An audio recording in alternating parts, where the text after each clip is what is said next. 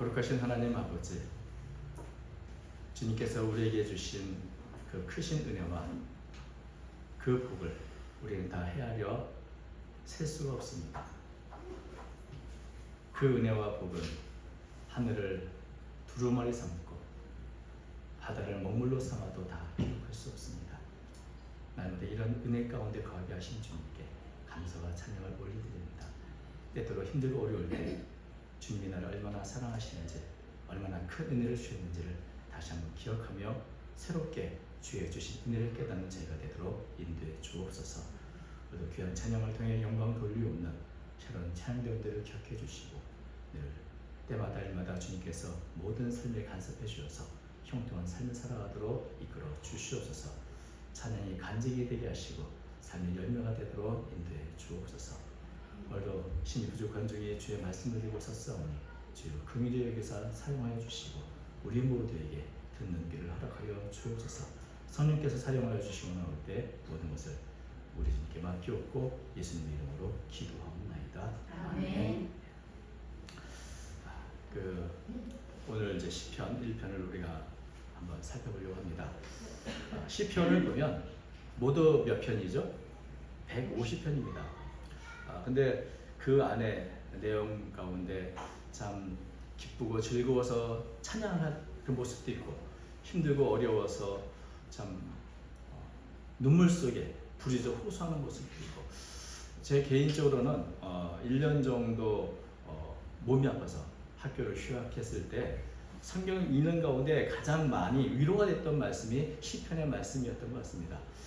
시편에는 우리가 살면서 겪어야 되는 모든 경험들이 다 담겨 있고 그 안에 간증이 있고 그 안에 소망을 우리가 발견할 수 있는데, 시편에서 가장 중요하게 여기는 게 뭔가를 잘 살펴보면 그것은 내가 힘들고 어려워도 하나님이 계시다, 나를 지켜보는 분이 계시다, 이런 하나님과 나와의 관계를 아주 세밀하게 이렇게 기록한 것을 보게 됩니다.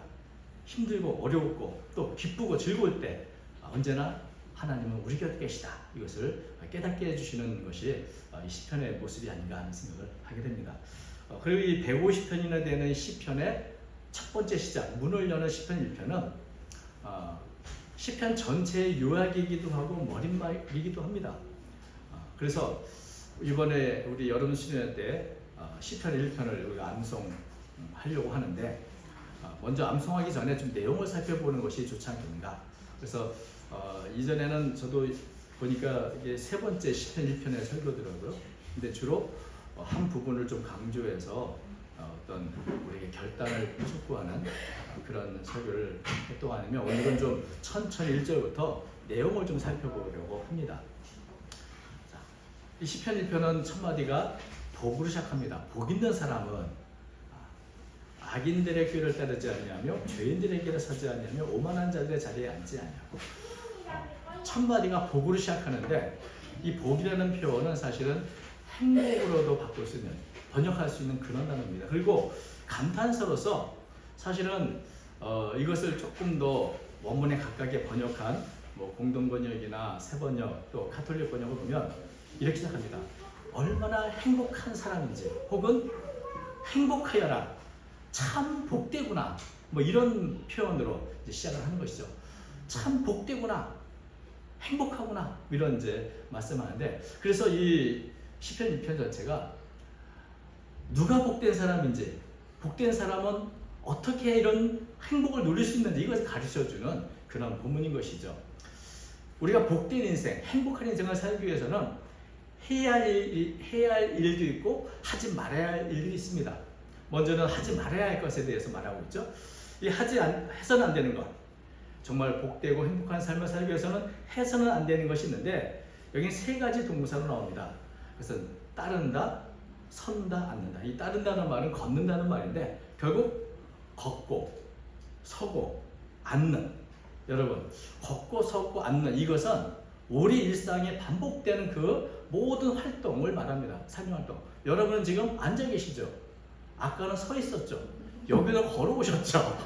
걷고 서고 앉는 것은 사실 우리의 모든 삶의 모든 부분, 일상의 모든 부분들을 말하는 것입니다. 그런데 이게 걷다가 그 다음에 서다가 앉는 것. 이것은 처음에는 그저 따라가다가 멈춰 서서 있게 되고, 그 다음부터는 그게 루틴이 돼가지고 가서 서고 자리에 앉아서 아예 자리 잡고 앉는 습관이 되는 이런 어떤 삶의 어떤 활동, 혹은 어떤 일에 우리가 어떻게 익숙한 우리의 삶이 되는가를 보여주는 것이죠. 처음에는 그냥 따라갑니다.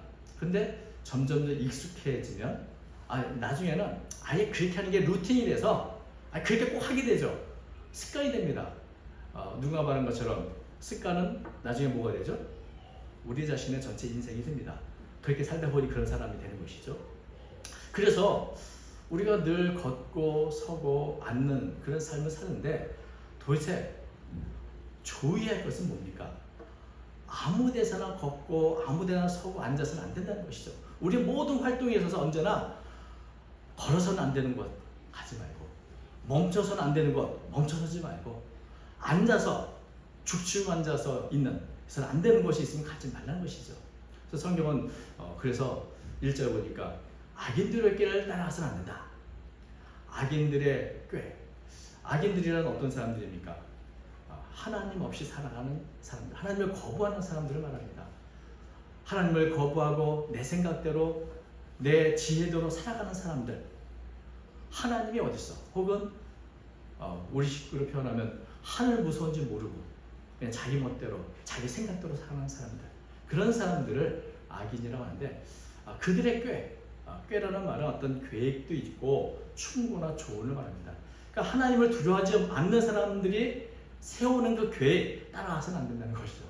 그들이 생각하는 충고, 야, 뭐 그렇게 살면 되겠어? 이렇게 살아야지. 세상이 그렇게 살아가지고 성공하겠어? 라면서 끝없이 충고하고 조는 그들 말대로 해서는 안 된다는 거죠. 왜냐하면 그것은 위험한 일이고 멸망으로 가는 첫걸음이기도 해. 그렇다. 결코 악인들의 길을 따라서는 안 된다.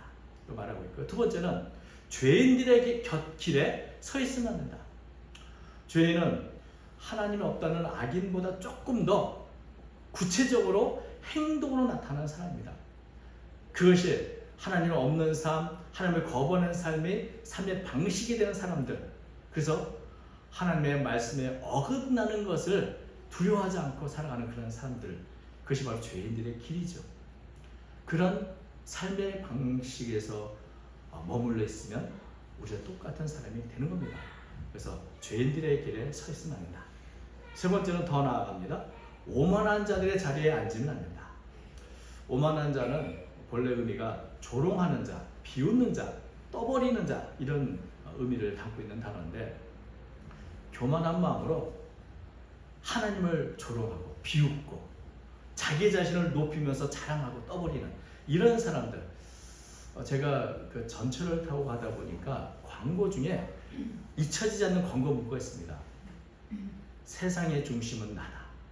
너무나 아름답고 멋있는 말이지만 굉장히 불신앙적인 그런 카피였죠. 근데 그것이 사람들의 마음을 사로잡습니다. 그래, 뭐 내가 내 인생의 주인이지, 내가 중심이지, 세상의 중심은 나야 라고 하면서 내 멋대로 살고자 하는 그 마음들. 그래서 하나님의 말씀과 하나님을 비웃는 사람들, 이런 사람들의 생각에 머물러서도 안 되고 함께 거주해서 그들처럼 살아서는 안 된다는 겁니다. 그래서 이런 악인들, 죄인들, 오만한 자들, 그들의 삶의 방식은 하나님과 상관없이 자기 중심적인 삶을 살아가는 것이죠. 더 나아가서는 하나님의 말씀에 어긋나는 삶을 사는 것이고, 또한 하나님을 비웃으며 대적하는 길을 살아가는 사람들, 이런 사람들을 따라가거나 그들의 길에 멈춰서거나 그들과 함께 어울려서 모임 가운데 참여하고 거주하는 그런 삶을 살아서는 안 되는 것입니다. 그들은 항상 복수입니다. 예전에 개혁성경에는 이게 단수로 있어서 오해가 있었는데 이제 개정개혁에서는 복수로 다 바꿨습니다. 여러분, 죄 짓는 사람, 하나님을 대적하는 사람들이 홀로 그런 일을 하는 게 아닙니다. 함께 술을 먹어도 함께 마시고 죄를 져도 함께 우글우글거리면서 야, 그게 뭐가 죄야 라면서 서로 위로하고 서로 옳다고 하면서 어울려서 그런 일들을 하는 것이죠. 그런 생각으로 함께 죄를 짓고 악한 모습으로 살아가면서도 그것이 죄인 줄 모르고 야 서로 잘했다고 자신의 부끄러움을 자랑하며 살아가는 사람들. 그런 사람들은 항상 복수인데 이에 반해서 행복한 사람, 복 있는 사람, 이 사람은 단수로 나옵니다. 홀로. 많은 사람들이 그런 방식으로 살아가지만 정말 행복한 복된 사람은 그들의 충고 따르지 않고 그들과 분리돼서 그들의 방식이 아니라 홀로 하나님이 원하시는 길을 걸어간다는 것입니다. 그래서 마땅히 내가 해야 할 내 본분을 지키며 살아가는 사람들. 그게 바로 복된 자라는 것이죠. 이렇게 하지 말아야 할 일을 하지 않고 무엇을 하는가? 이 사람은 복된 사람은 무엇을 하는가? 잊어버리니까 오직 여호와의 율법을 즐거워하여 그의 율법을 주야로 묵상하는도다. 사람이 관심이 어디 있는가에 따라서 그 사람이 어떤 사람인가 하는 것이 드러나는 법입니다. 어디에 관심이 많은가? 잠언서 23장 7절 되죠? 그 마음의 생각이 어떠하면 그 위인도 그러다 이렇게 말씀했는데 복 있는 사람의 관심은 어디에 있는가? 하나님의 말씀과 율법, 그 교훈에 있습니다. 왜 복된 사람은 여호와의 율법을 즐거워할까요? 여러분, 하나님의 말씀을 왜 그렇게 즐거워해서 또 주야로 가서 묵상할까요? 그 이유는 한 가지입니다. 하나님을 좋아하고 하나님을 기뻐하기 때문에 그렇습니다. 저도 예전에 사랑하는 사람에게 편지가 오면 그 편지를 읽고 또 읽습니다. 내용이 사실 별거 아닌데 그것을 읽고 또 읽죠. 그런 경험 있으십니까? 왜 그럴까요? 왜냐하면 그 편지를 읽을 때마다 사랑하는 사람을 더 가까이 느낄 수 있게 되는 것이죠. 읽으면 읽을수록 이 사람이 나와 함께 있구나 하는 것을 깨닫게 되기 때문에 그렇습니다. 성경은 하나님이 우리에게 주신 말씀이요 편지인데 하나님을 사랑하고 하나님을 좋아하니까 그분이 주신 이 말씀을 좋아할 수밖에 없는 것이고 말씀을 읽으면서 우리는 하나님을 더 가깝게 느끼게 되고 또 하나님의 마음을 알게 되고 하나님의 음성을 듣게 되는 것이죠. 그래서 하나님을 좋아하니까 하나님을 사랑하니까 하나님이 주신 이 율법을 읽고 더 가까이 계속해서 주야로 묵상하게 되는 것이죠. 더 나아가서 하나님께서 이 율법을 주신 이유를 알기 때문에 그렇습니다. 하나님이 말씀을 주신 목적은 우리를 힘들게 하고 괴롭히려고 하는 것이 아니라 우리를 사랑하시기 때문에 어떻게 살아야 하는지 어떤 길이 좋은 길인지 무엇이 행복한 것인지를 우리에게 알려주고 삶의 가장 가치와 의미를 올바른 방향을 갖고 살아가도록 알려주기 위해서 쓴 말씀이기 때문에 그렇습니다. 그래서 그 말씀을 통해서 이렇게 살아야 되는구나, 이렇게 하는 것이 정말 사람의 살아야 할 모습이구나 그래서 알게 되는 것이죠. 그래서 복 있는 사람은 바로 이런 하나님의 말씀을 주야로 묵상한다고 합니다. 이 묵상한다는 말이 여러 가지 의미가 있는 단어입니다. 깊이 생각한다는 의미도 있어요. 그래서 어떤 분은 머리에 있는 지식이 아니라 이것이 내 가슴으로 내려온 것이 묵상이다 이렇게 말하는 분도 있죠. 근데 또 이 묵상한다는 말의 어떤 의미에는 작은 소리로 웅얼거린다, 신음을 한다 이런 의미도 있습니다. 밤낮으로 하나님의 말씀을 가까이 하면서 그 말씀을 읽으면서 웅얼거리기도 하지만 한편으로는 내가 왜 이 말씀을 대로 살지 못했을까? 내가 이 말씀 읽으면서 작은 소리로 스스로에 대해서 웅얼웅얼하면서 불평하는 거죠. 나는 왜 하나님의 말씀 이런데 이거 알지도 못하고 살았을까 하면서 웅얼웅얼거리는 모습도 포함이 되는 것입니다. 다시 말하면 주야로 하나님의 말씀을 묵상한다는 것은 그저 내가 그 말씀을 그냥 억지로 읽어야지 하고 있는 것이 아니라 그 말씀과 나의 삶을 되돌아보면서 하나님이 원하시는 이런 것이었구나. 근데 나는 그렇지 못했네. 그러면서 신으면서 작은 목소리로 웅얼거리고 신음소리는 안타깝기도 하고 때로는 맞아 이렇게 사는 게 맞는 것이 기뻐하면서 이렇게 말씀과 자신을 비교하면서 신음도 하고 웅얼거리기도 하고 내 마음에 신기도 하는 그렇게 살아가는 모습이 바로 묵상한다는 의미라는 것입니다. 다시 말씀드리면 하나님의 말씀을 보면서 어떻게 하든지 하나님께서 원하시는 삶을 살려고 애쓰는 삶, 이런 사람이 바로 복된 사람이라는 것이죠. 어쩌면 이것은 악인들의 모습과 좀 대조가 됩니다. 악인들은 어떻습니까? 꾀가 있습니다. 뭔가 추구하는 바가 있고 함께 어울려서 길을 만들고 함께 어울려서 모임을 만들고 뭔가 역적국적하는 모습이라고 한다면, 복된 사람은 굉장히 조용하죠. 홀로 말씀을 읽으면서 내면에서 계속 영적인 싸움을 하는 것이죠. 내가 어떻게 하면 또 하나님 앞에 올바로 살 것인가, 그런 고민하며 살아가는 사람들, 내면의 영성을 추구하는 사람들, 바로 이것이 세상이 알지 못하는 참 행복 가운데 있는 복된 사람이라는 것입니다. 이렇게 살아갈 때 어떤 결과가 나오는가? 3절 보니까 그렇습니다. 그는 시냇가에 심은 나무가 철을 따라 열매를 맺으며 그 잎사귀가 마르지 아니하더니 그가 하는 모든 일이 형통하리로다.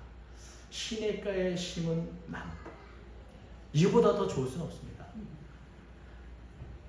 때를 따라 물을 계속 공급받아서 걱정이 없는 그런 모습인데, 문제는 시냇가에 심은 나무는 본래부터 거기 있던 것이 아니라 시냇가에 심겨진 나무입니다. 본래는 그 자리가 아니었는데 누군가 옮겼겠죠. 나무가 스스로 걸어갔겠습니까? 나무가 이 자리 좋은데 하고 앉는 것이 아니라 누군가 이 나무를 가장 좋은 그 적재적소의 자리에 딱 심어놔서 시내로부터 늘 물을 넉넉히 공급받으면서 잎사귀는 마르지 않고 철을 따라 열매를 맺는 그야말로 형통한 나무, 행복한 나무로 살아가게 되는 것이죠. 여기도 보면 이 나무는 필용적입니다.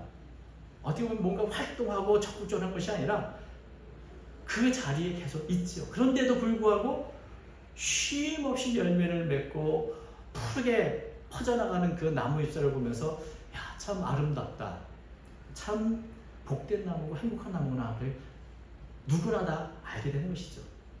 신앙의 삶이 그렇습니다. 모여서 적극적으로 뭔가 행사를 하고 뭔가 하지 않지만 말씀 안에서 하나님의 주신 은혜를 받고, 그래서 가만히 있어도 행복하고 가만히 있어도 참 형통하고 보기에 아름다운 그런 모습의 삶을 살아가게 되는 것이죠. 그것은 내가 만든 것이 아니라 하나님이 나를 그렇게 시냇가에 심어 놓았기 때문에 그런 삶을 살게 되는 거예요. 이것이 바로 하나님을 경외하며 그 말씀을 사랑하는 자들에게 주신 은혜인 것이죠. 가장 좋은 자리에 철을 따라 열매를 맺게 하시고 푸르게 늘 잎사귀가 마르지 않게 살아가는 삶, 이것이 그래서 행복한 나무, 형통한 나무가 되게 하시는 것. 보면 이스라엘 백성들도 그렇습니다. 그들이 가나안 땅에 산던 사람이 아니죠. 그런데 애굽에서 종세례하고 거친 광야에 살던 이런 사람들을 적과 꿀이 흐르는 땅으로 옮겨주신 하나님의 은혜가 있는 것처럼, 우리들은 본래 우리가 하나님을 잘 알고 믿고 섬기는 사람들이 아니었는데 골로새 1장 13절 말씀처럼 그가 우리를 흑암의 권세에서 건져내사 그의 사랑의 아들의 나라로 옮기셨다. 우리를 하나님의 사랑이 있는 그 시냇가 같은 은혜가 넘치는 곳으로 옮겨주셔서 우리가 이렇게 복된 삶을 살아가고 있고, 우리는 뭔가 열심히 뭔가 하는 것 같지 않아도 하나님의 주신 은혜 안에서 기쁘게 삶을 살 수 있게 되는 것이죠. 여러분, 복은 우리가 스스로 만들어낼 수 있는 게 아닙니다. 그것은 언제나 복의 근원이신 하나님께서 우리에게 내려주셔야 우리가 누릴 수 있는 것입니다. 심겨진 나무처럼 우리는 하나님께 전적으로 의존하고 살 수밖에 없는 존재인 것입니다. 그래서 예수 믿는 사람들, 믿음을 가진 사람들은 세상 사람들과 비교해보면 굉장히 좀 소극적이고 수동적인 것 같아요. 그러나 악인들은 뭔가 열심히 일을 꾸미고 활발하게 모이고 그렇게 살아갈까 한지라도 과연 어떤 삶이 정말 복된 삶인가, 행복한 삶인가 비교해보면 피동적인 하나님의 사람들은 시냇가에 심은 나무 같지만 자기가 열심히 뭔가 하겠다고 열심히 추구하고 하나님과 대적해 살아가는 그들의 모습은 어떤가? 그들은 결국 이런 삶을 누리지 못한다는 것입니다. 4절, 악인들은 그렇지 아니하며 의인들 같지 않다는 것이죠. 악인들은 그렇지 아니하며 확정적으로 말합니다. 그들은 오직 바람에 나는 겨와 같도다. 악인들은 두 가지 의미에서 겨와 같다고 말합니다. 하나는 쓸모없는 것이다. 두 번째는 결국 사라지거나 불태워지는 것이다.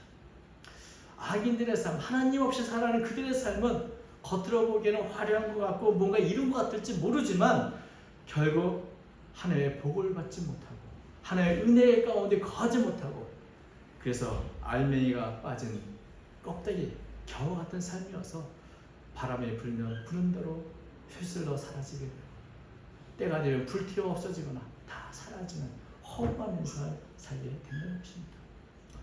하나님 없이 살아가는 사람이 결국 다 이렇게 바람에 나는 겨처럼 살아가는 그런 삶을 살게 된다. 하나님의 사람은 복 있는 사람은 늘 하나님의 관심과 돌보심 속에 은혜 가운데 살지만 하나님을 떠난 사람들의 삶은 결국 다 바람 부는 대로 세상 풍조 따라 살아가다가 가치없이 날아가 버리는 혹은 불태워져 버리는 그런 인생을 경험한다는 것을 대조해서 말씀하고 있습니다. 그러므로 악인들은 심판을 견디지 못하며 죄인들이 의인들의 모임에 들지 못하리로다. 악인들, 죄인들, 오만한 자들은 하나님 없이 분주한 삶을 살아왔습니다. 그러나 결국 때가 되면 자신들이 거부했고 외면했던 그 하나님 앞에 서야 할 때가 옵니다. 바로 심판의 날이죠. 그때 그들은 의인들의 모임에 들어갈 수 없고 하나님의 엄중한 심판 아래 놓이게 됩니다. 하나님의 심판 가운데 그들은 쓰러져서 일어나지 못하게 되는 것. 이것이 바로 하나님 없이 살아가는 사람들의 결론이라는 것입니다. 물론 왜냐하면 의인들의 길은 여호와께서 인정하시나 악인들의 길은 망하기 때문이다. 복 있는 사람이란 원래 홀로 힘겹게 살아가는 것처럼 보이지만 마지막에 가면 의인들의 길, 사실은 나만이 그런 것이 아니었죠. 하나님의 은혜를 받은 수많은 사람들이 있는 것입니다. 그 사람들은 하나님께서 인정하시는 삶을 살아왔습니다. 비록 때로는 외롭고 힘든 믿음의 길을 홀로 걸어가지만 그러나 하나님이 인정하시는 사람들은 나중에 홀로가 아니라 함께 모인 하나님의 나라의 삶을 살아가게 된다는 것을 보여주고 있죠. 하나님께서는 언제나 하나님을 경외하는 사람들의 모든 삶을 인정해 주시고 알아주시고 동행해 주시는 것입니다. 사무엘상 2장 3절은 말합니다. 나를 존중히 여기는 자를 내가 존중히 여기고 나를 멸시하는 자를 내가 경멸하리라.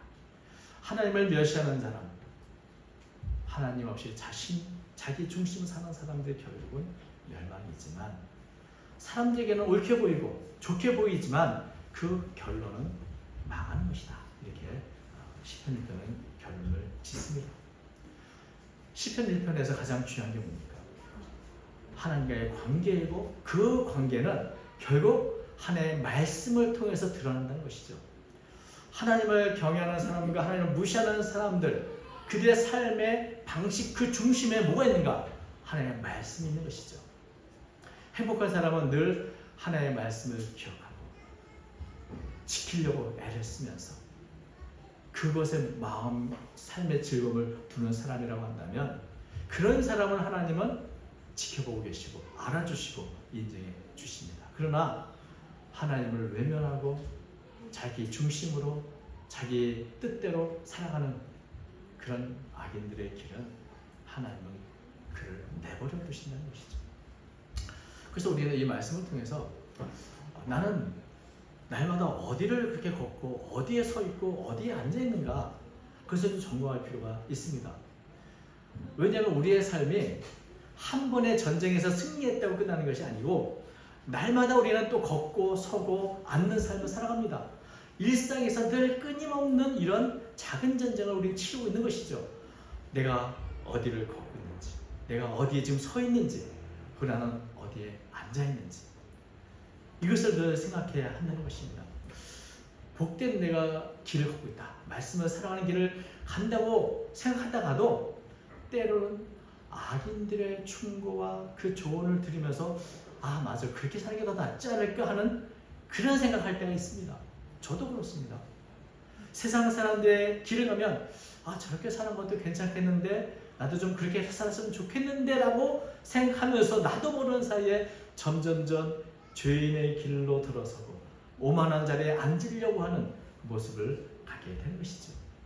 여러분, 그렇기 때문에 날마다 우리는 더 가까이 가야 해요. 어디에? 말씀에 더 가까이 가야 돼요. 주님 앞에 더 가까이 날마다 가야 되죠. 우리가 가야 할 곳은 어딘가? 주님이 주신 좁은 길입니다. 그 길을 걷고 그 길에 서 있고 그 길에 우리 안주하며 우리의 행복을 찾아야 하는 것입니다. 저는 짧은 인생을 살았지만 지금까지 많은 사람들이 처음에 가졌던 그 믿음의 삶에서 벗어나서 조금씩 변질되어 가고 나중에는 거의 하나님을 대적하는 그런 삶을 살아가는 것을 봤습니다. 우리 역시 조심하지 않으면 그렇게 변질될 수 있다는 사실을 기억해야 합니다. 죄악과 악은 한꺼번에 섬기는 것이 아니라 조금씩 나의 생각 속으로 스며들어오고 나의 삶 속으로 스며들어오게 되는 것입니다. 그래서 우리는 시편 1편을 통해서 복 있는 사람은 죄인 악인들의 꾀를 따르지 아니하고 죄인들의 길에 서지 아니하고 오만한 자리에 앉지 않고 오직 여호와의 율법을 즐거워하여 그 율법을 주야로 묵상하는다. 이 말씀을 외우고 또 암송하면서 시냇가의 신나무가 시절을 쫓아 푸르게 아름답게 열매 맺고 사는 그런 삶으로 더 가까이 나아가야 하는 것입니다. 그래서 시편 1편은 우리는 이 축복과 경고를 마음에 새기기 위해서 꼭 외워야 할 필요가 있는 것이죠. 그렇게 하나님의 말씀을 가까이 할 때 우리는 하나님의 은혜 안에서 시냇가에 심어진 나무처럼 복되고 행복한 삶을 살아가게 됩니다. 이런 은혜가, 이런 축복이 우리 모두에게 임하시기를 주의 이름으로 축원합니다. 기도하겠습니다. 거룩하신 하나님 아버지, 우리를 행복한 자로, 복된 자로 세우시니 감사합니다. 날마다 우리가 걷는 것, 서는 것, 앉는 것에 주의하며 하나님의 말씀에 귀를 기울이게 하시고 하나님의 말씀의 거울 앞에 늘 자신을 살펴보도록 인도해 주시어서 늘 주의 말씀을 붙잡고 신음하며 주의 뜻대로 살아가도록 애쓰는 저희가 되도록 인도하여 주옵소서. 그럴 때 우리의 인생을 주님께서 지켜보시고 주님께서 인정하시고 주님께서 더 큰 은혜 가운데로 붙들어 주신 줄로 믿습니다. 우리 모든 성도들 시냇가에 심은 나무와 같이 복되고 행복한 삶을 살아가도록 공유하여 주옵소서. 함께하여 주시려고 나오며 예수님 이름으로 기도합니다.